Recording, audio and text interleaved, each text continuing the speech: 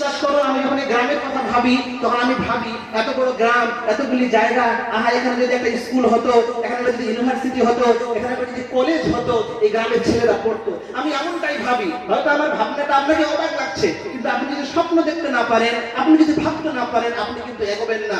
আপনি যদি স্বপ্ন দেখতে পারেন, আপনি যদি ভাবতে পারেন, তবেই আপনি কর্মে আসবেন। আর সেই স্বপ্ন কোনোদিন হতে পারে, আল্লাহ তাআলা চাইলে সফল হতে পারে। পৃথিবীর বুকে যখনই কোনো বিপ্লব এসেছে, এমন জায়গা থেকে এসেছে মানুষেরা বলে কি এটা হবে, এটা কি হবে।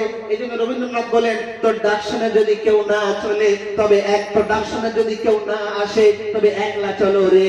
তোমার ডাকে যদি কেউ সাড়া না দেয়, আর তুমি যদি কোনো ভালো কাজের প্রতিজ্ঞাবদ্ধ হও, আর তুমি যদি জানো সেই কাজটা ভালো, তাহলে তুমি এগিয়ে যাও। দেখবে একদিন তোমার কারওয়া চলতা গয়া, লোক আতে আয়ে আর কারওয়া বনতা গয়া। তুমি চলতেই থাকো, তোমার কাজ দেখে লোকেরা যুক্ত হতেই থাকবে। একদিন বিশাল একটা বড় কাফেলায় তৈরি হবে। আমারও একটি অভিজ্ঞতা, 3 জায়গার মসজিদের এরকম শিক্ষা ব্যবস্থা প্রথমে যখনই করতে গেছি, লোকেরা বাধা দিয়েছে, কিন্তু আস্তে আস্তে যখন দেখেছে যে না, এর একটা ভালো আছে, যে মানুষগুলো সবচাইতে বিরোধিতা করত তারাই পাশে এসে বলেছে, না মাওলানা সাহেব, এটা ভালো জিনিস হয়েছে। আমি আমার প্রশংসা করতে চাই না, আমি বলতে চাচ্ছি, ভাগলপুর গ্রামের মানুষেরা যদি অন্য কিছু ভাবে, কি বলে, একটা এমন জিনিস ভাবে যেটা কালিয়াচকের মানুষেরা ভাবে না, আর তারা যদি নানান কি বলে পিছনে কথা বলে, ওদের কথায় কান না দিয়ে কাজটা যদি সঠিক হয়, এগিয়ে যাওয়ার দরকার। যদি এগিয়ে যেতে পারি, সহযোগিতার হাত যদি বাড়িয়ে রাখতে পারি, তাহলে একদিন ভাগলপুর গ্রাম অন্য মানুষের জন্য আইডিয়াল হবে। পৃথিবীর এটাই ইতিহাস থেকেছে। আমি সংক্ষিপ্ত এই কথাটি বলতে চাই। শেষ একটি কথা, এটা আমার বাচ্চাদের জন্য, আমার বিশেষ করে বড় মক্তবের বাচ্চাদের জন্য। বাবুরা, আমি তোমাদেরকে পড়াই না, কিন্তু তোমাদের এই প্রোগ্রাম থেকে আমার যেটা অনুভূতি সেটা আমি তোমাদেরকে বলতে চাচ্ছি। এটা আমার উপদেশ মনে করো কিংবা নসিহত যাই মনে করো, আমি তোমাদের জানাতে চাচ্ছি। ছোট বাচ্চারা হয়তো বুঝতে পারবে না, কিন্তু বড়দের বলতে চাচ্ছি।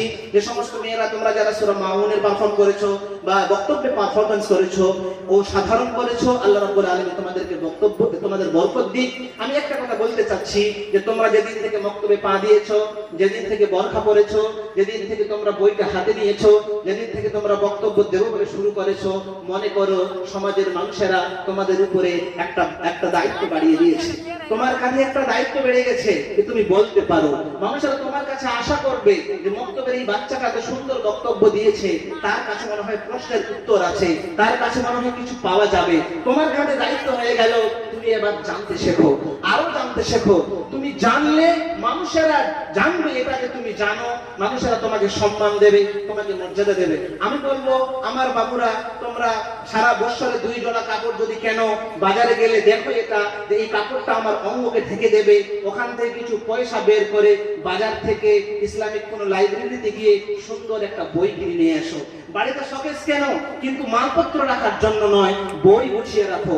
ওই সময় পেলে বইটাকে পড়ো, একটা ডায়েরি করো, বইয়ে যা পড়েছো, যা অনুভূতি, ভালো হোক আর মন্দ হোক, সেটাকে লেখো, এটাকে বারবার পড়ো। তোমাকে জানতেই হবে, তোমাকে শিখতেই হবে।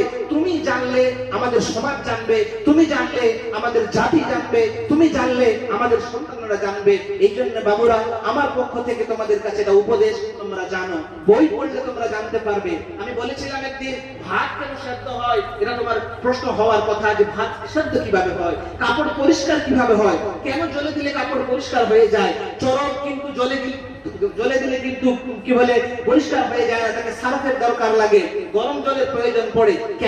কেন বিমান আকাশে উড়ে, কেন আকাশ আমাদের থেকে দূরে, কেন সূর্য ঘুরছে, কেন পৃথিবী ঘুরছে, এটা তোমার জানার কথা। কিভাবে জানবে? তুমি পড়লে জানবে। তোমাকে জানতে হবে আমার ইসলাম কি, আমার দ্বীন কি, আমি কে, কেন আমাকে পর্দা করতে বলা হয়েছে, কেন আল্লাহর ভয়ের কথা বলানো হয়েছে।